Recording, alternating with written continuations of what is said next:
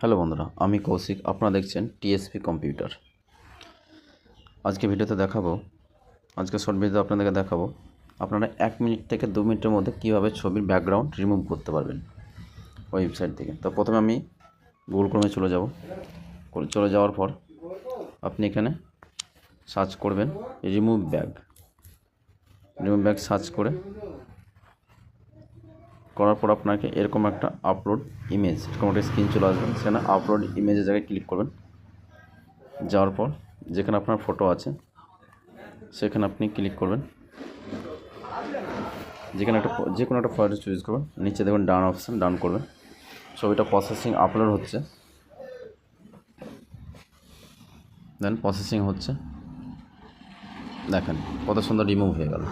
এইভাবে আপনার রিমুভ হয়ে যাবে। আপনি চাইলে বা নিজে দেখেন ব্যাকগ্রাউন্ড আছে, আপনি ব্যাকগ্রাউন্ডটাকে নিজের ইচ্ছা মতো আপনি ব্যাকগ্রাউন্ড দিতে পারেন। এখানে আপনি সলিড কালার দিতে পারেন, যে কোনো ফটো সিন সিনারি আপনি দেখেন এখানে আছে, এখানে আপনি দিতে পারবেন যে কোনো সিন সিনারি। দেখেন অ্যাপটা কিন্তু খুবই হেল্পফুল একটা অ্যাপ।